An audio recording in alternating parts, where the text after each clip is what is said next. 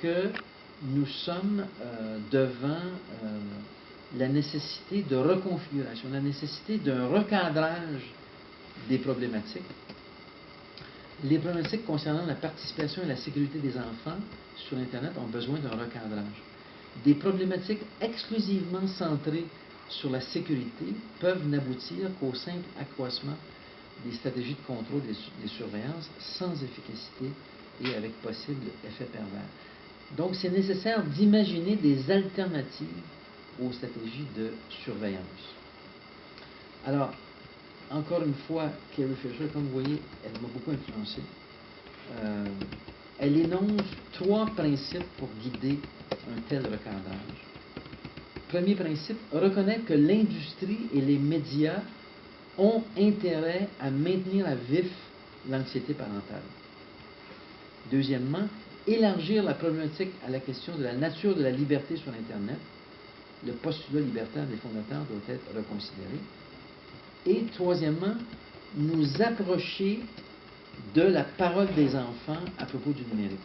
Étudier ce que cela veut dire pour eux que de participer à l'espace public de l'Internet. Je pense qu'il y a un beau programme de recherche, mais il y a déjà beaucoup de recherches qui sont faites là-dessus, notamment tout le programme European Kids à l'échelle de l'Europe.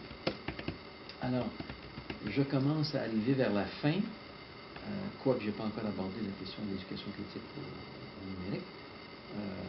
Donc, Internet, sphère publique, est-ce qu'on est devant un lieu d'échange intergénérationnel? Est-ce qu'on est devant un lieu d'apprentissage de la démocratie?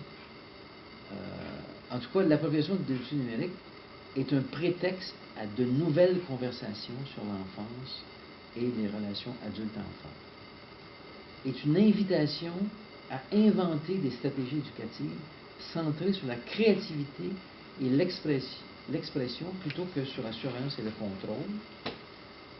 Donc, il est nécessaire d'imaginer des alternatives ouvertes et capables de composer avec l'incertitude du numérique. Donc, il s'agit d'abandonner les stratégies d'exclusion, faire confiance aux capacités auto-organisatrices des enfants à pouvoir circuler sur le web, en même temps que de reconnaître qu'ils sont vulnérables et ont besoin d'encadrement. Donc, maintenir une surveillance parentale informée en acceptant que nos enfants puissent surfer sur le web de manière moins risquée s'ils sont bien encadrés. Ce qui m'amène à mes toutes dernières diapos sur cette question de éducation critique au numérique. Donc, je pense qu'il faut encourager dès le plus jeune âge un accompagnement parental et un encadrement scolaire, développer des programmes d'éducation critique au monde numérique. Sur la question, par exemple, des écrans, ce que j'ai lu, parce que bon, j'ai pas de compétences en psychologie cognitive, mais ce que j'ai lu des psychologues, et autres spécialistes, c'est de dire par rapport à la tablette, par exemple, et par rapport à l'écran de télé, c'est de dire, dans le fond, jusqu'à 2 ans, l'idéal, c'est vraiment aucun écran télé. C'est pas bon du tout, l'écran télé pour un enfant jusqu'à 2 ans. Et la tablette, oui, dans la mesure où on encadre, dans la mesure où on accompagne l'enfant. Ça, c'est des... Dans le colloque où j'étais sur les enfants de 8 ans, ça semblait faire consensus chez les spécialistes de ces questions. Alors, je dirais qu'en questionnant nos propres pratiques d'adultes, nous pouvons développer ensemble, c'est-à-dire enfants et adultes, enfants, ados, adultes, nous pouvons développer ensemble des points de vue critiques, être conscient que le privé devient facilement public sur Internet, donc ambivalence de ce fameux parler privé-public dont je parlais tout à l'heure. Et c'est mon avant-dernière diapo, donc j'achève. Quand on pense à éducation critique au numérique, alors là, je me suis arrêté parce que là, je voyais bien, là, ça fait 1 heure, 2 minutes que je parle, et ça a été vraiment très très long, mais je vais simplement faire des ouvertures. Je dirais que, parce qu'en fait, quand je réfléchis au phénomène Internet, au phénomène du web, j'ai même dans certains papiers développé des modèles pour dans le fond, pour essayer d'expliciter les 4 dimensions qu'il faut absolument couvrir quand on fait une analyse de ces questions-là. Et l'une de ces dimensions-là, c'est toute l'architecture technique.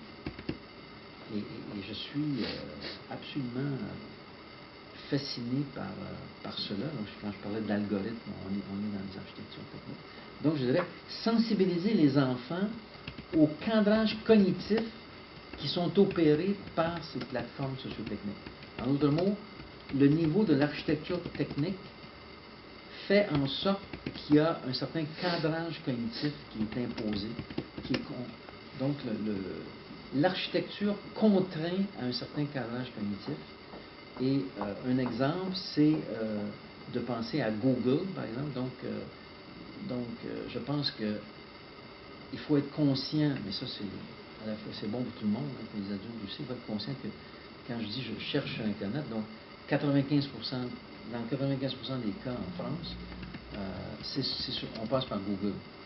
Donc, il faut être conscient qu'on passe par les algorithmes de Google pour chercher le matériel et qu'on utiliserait d'autres moteurs de recherche, ça serait pas les mêmes résultats. Enfin, bref, nous sentir, faire en sorte qu'on soit conscient aussi que, par exemple, le dispositif Facebook structure d'une certaine manière le réseau de contacts. Et donc, les jeux, les expérimentations sont certainement d'excellents moyens pour prendre conscience de cette épaisseur infrastructurelle d'Internet. Et je pense que c'est important aussi de sensibiliser les jeunes et les adultes aux enjeux relatifs à la privacy. Donc, savoir contrôler la diffusion des données personnelles, savoir maîtriser les paramétrages de confidentialité. Et Sonia Livingstone, dans une recherche qu'elle faisait avec les jeunes, elle racontait qu'elle posait d'abord la question à des jeunes, est-ce que c'est important pour vous la question de la confidentialité? Les jeunes disaient oui, c'est important. Donc c'est déjà différent parce qu'on avait d'autres recherches qui disaient que les jeunes s'en foutaient, mais les jeunes sont de plus en plus sensibles à ça. Et elle disait, est-ce que vous avez paramétré votre plateforme? Les enfants disaient oui. Et là, elle demandait aux enfants, montrez-moi comment paramétrer. Et là, elle s'apercevait qu'il y avait une grande partie qui ne savait pas comment paramétrer. Donc il y a un travail à ce niveau-là. Et je termine avec donc cette toute petite citation de Sonia Livingstone. On the agenda is not just digital literacy. Donc, c'est pas seulement donc l'agenda, si vous voulez, des débats que l'on doit instaurer sur ces questions. C'est pas juste une affaire d'alphabétisation informatique. C'est une affaire d'alphabétisation, je dirais, dans toutes ses dimensions. Alors, il y a des dimensions financières, scientifiques, émotionnelles, ou émotives, plutôt en français, politiques, éthiques, environnementales, informationnelles, des problématiques de santé. Donc, toute cette problématique est vraiment interdisciplinaire. Voilà. Merci. Merci. Alors, je voulais vous dire que j'ai apporté avec moi